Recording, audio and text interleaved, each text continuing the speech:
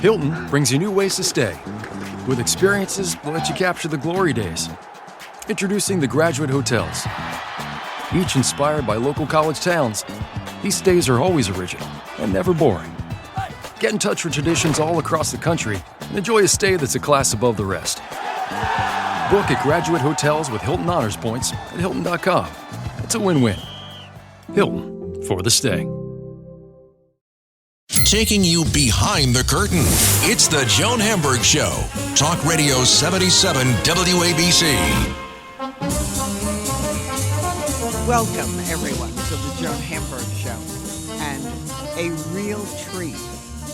The one, the only, Billy Porter, an actor, a singer, a director, a playwright, you name it, a dancer. I didn't want to leave that out. And, you know, it's fascinating.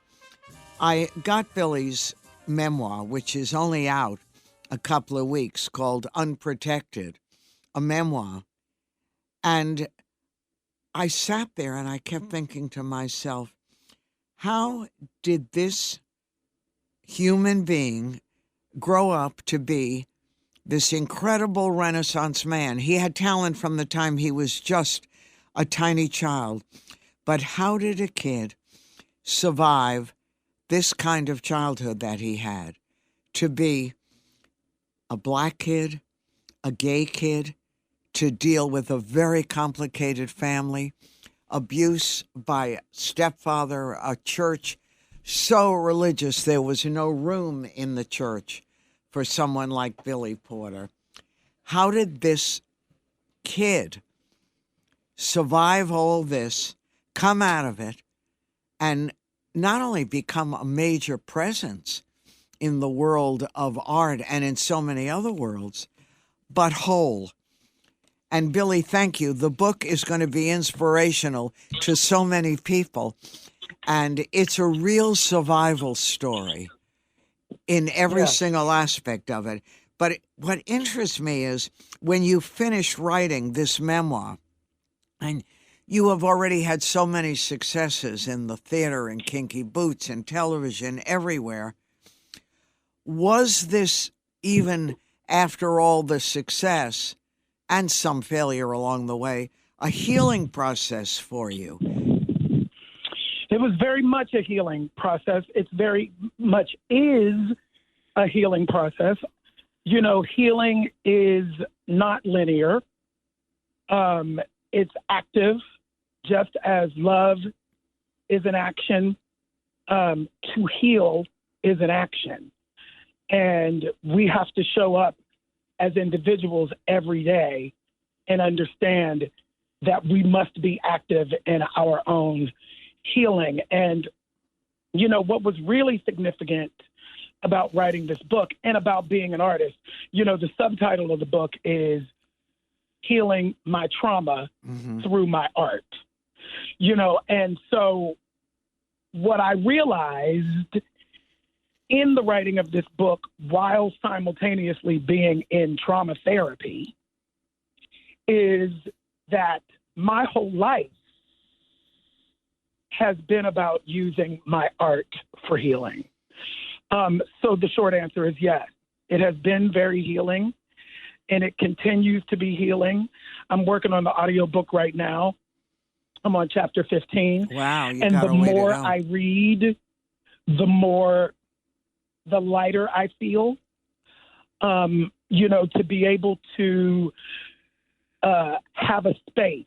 You know, we as artists are very blessed to have the space to, like I was saying before, actively work towards healing. When I think about Pray Tell, and I think about Pose, you know, Pray Tell stood in proxy. His journey stood in proxy for my own healing. His journey cracked me open and grounded me enough so that I could tell the world. And of course, let's remind Billy, the audience, that was your TV series where you starred in that 3 seasons, and Pray Tell is your character. So yes, And Pray Tell is my character on Pose, and Pose is set during the AIDS crisis. And my character contracts HIV in season 1 and dies in season 3 from AIDS. And, you know, I held on to the information of my own HIV status for 14 years. I was silent for 14 years. You never told. And it was the healing energy of Pray Tell. You know, shame is a silencer. And so I was living under the cloud and stuck in the quagmire of shame for the majority of my life. And the proxy of Pray Tell going through the very same thing that I have gone through in my life gave me the space to be able to no longer be silent and therefore be free. It's been very profound. And it's very profound reading it. And as I'm coming along with you with this journey, I kept saying to myself, even Billy, with this enormous gift from the time you were 3-4 years old, even before, can humans leave the past behind, even with success, even with getting through some of the worst things? But I get the feeling that you did that. That did happen to you as you continued on, which is a really rather extraordinary. Well, thank you. And I want to just say that it is continuous.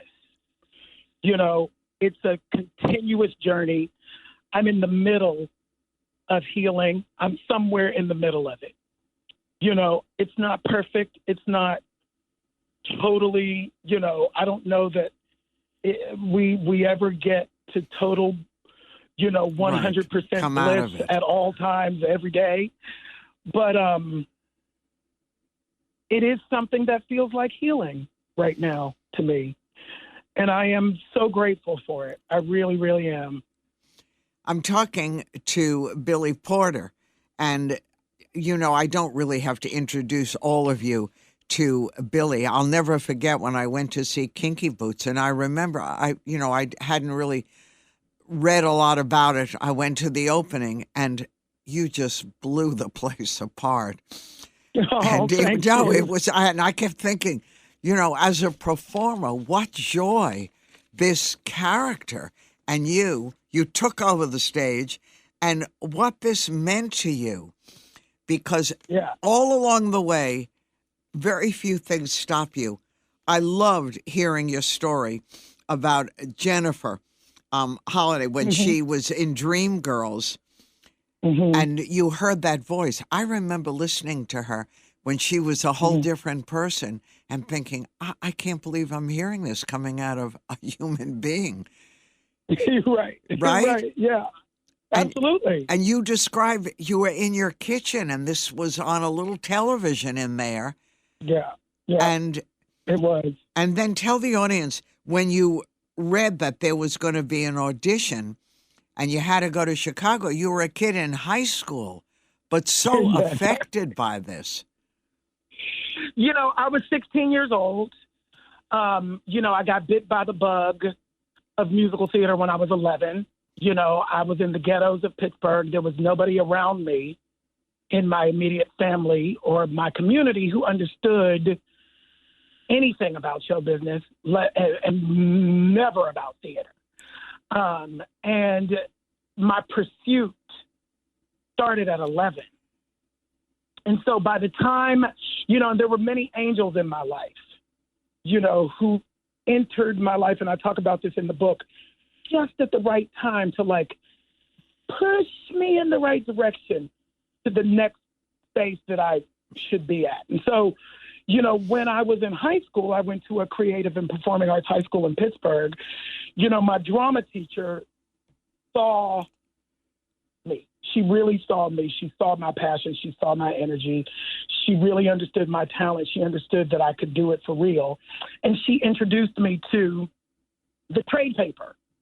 She said, I think you might enjoy this. It's called Backstage Magazine, and it's where all the auditions are. And, you know, I just thought you'd like it. And so she gave me a copy of Backstage, and I went home and I went through and I read all the auditions and I circled them. And then in the back, you could subscribe.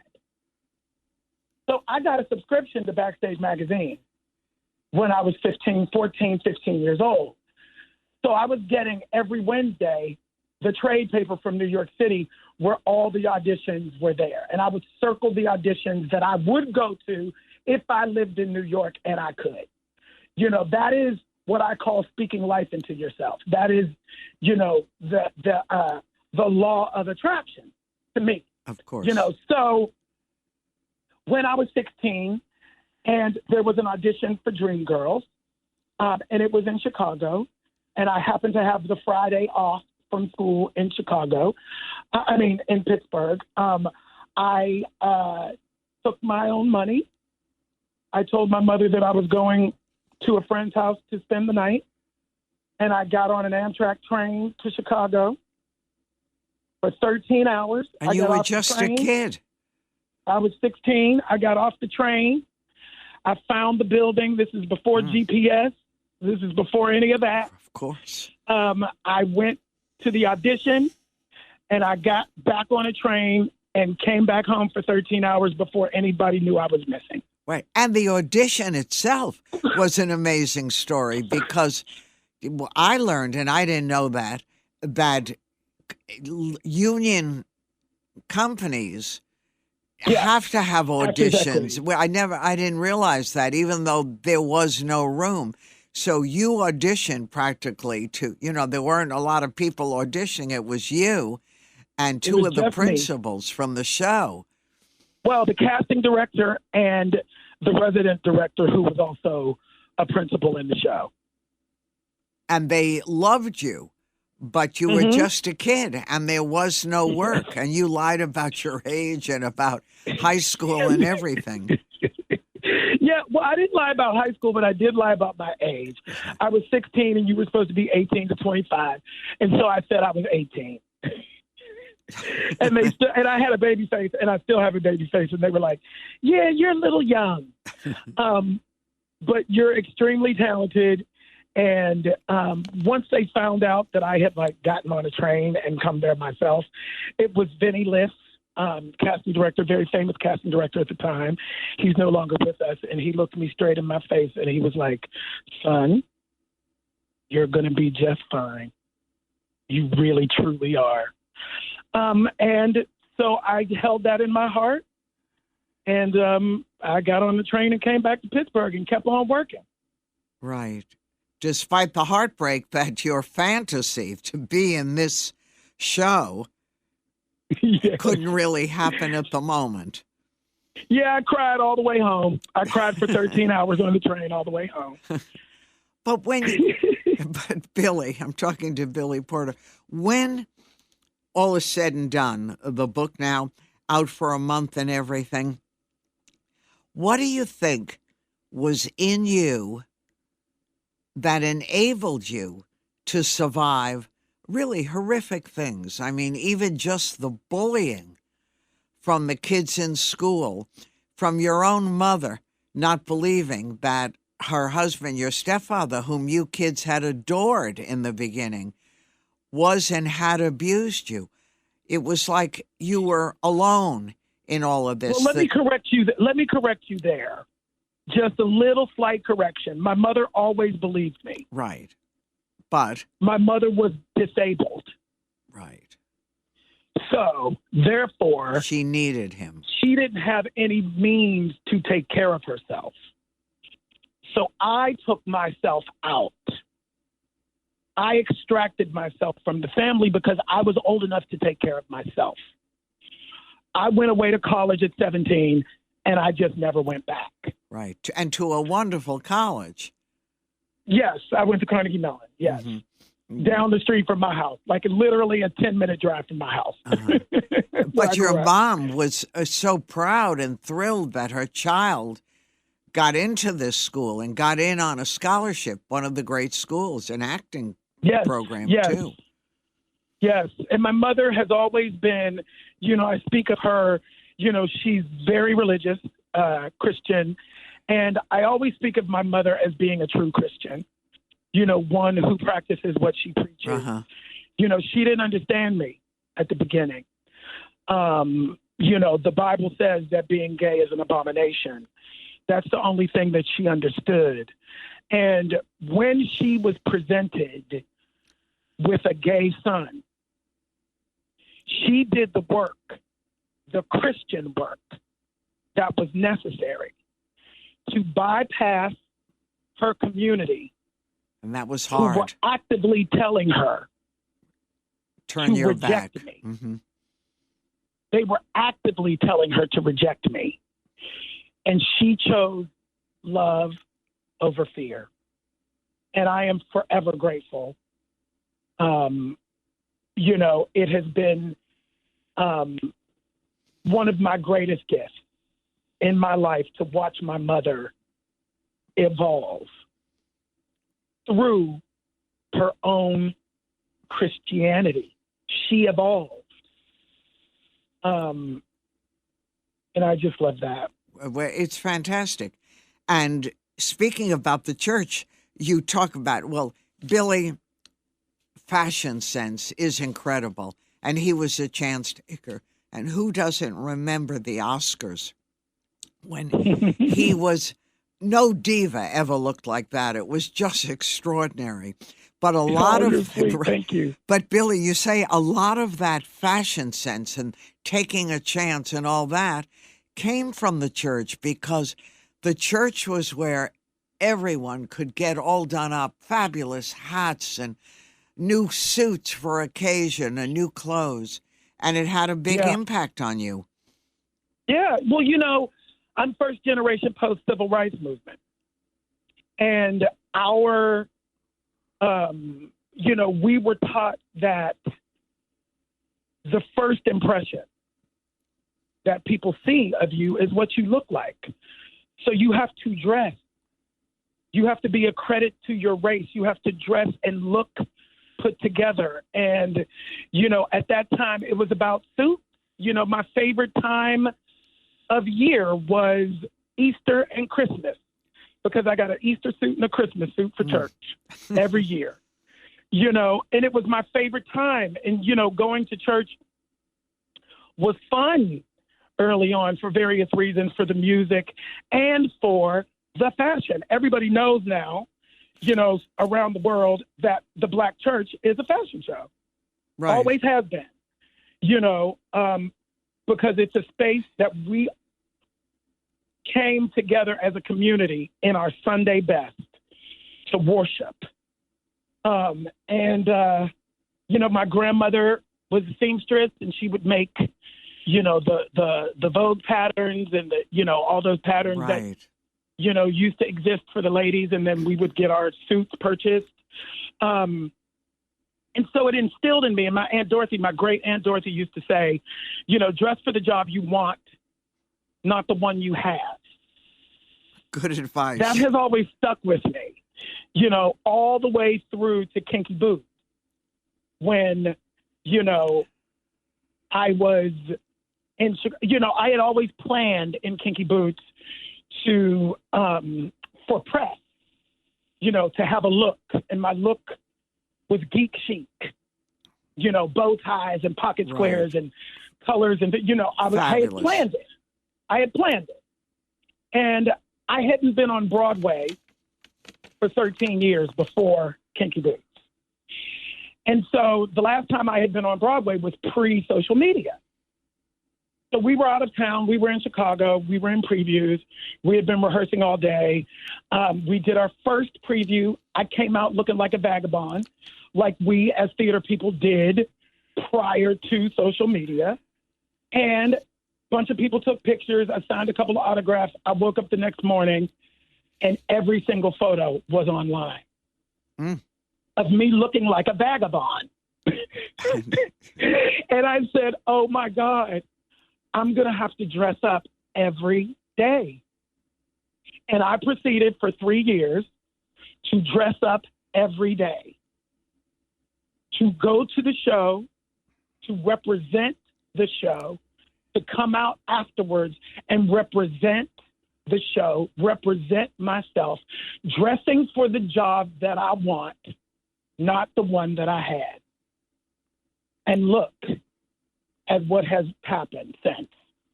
It's fantastic. And as you point out, success is the best revenge. Yes, it is. So it's yes, really, it is. I love that. But tell me now, the book is out, a great success. You've done incredibly well. What's on the Billy Porter list now? Directing, writing, back on Broadway?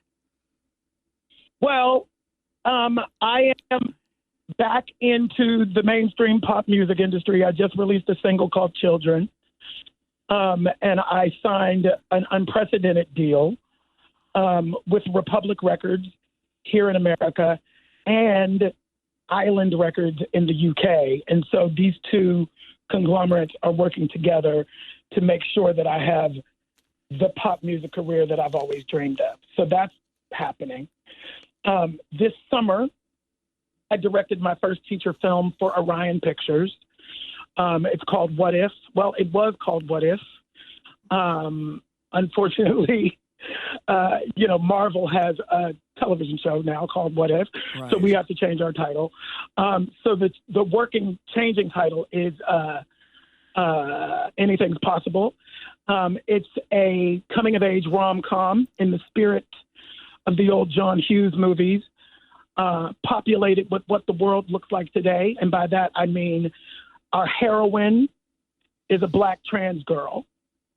And it's about trans joy. It's about the normalizing of the othered.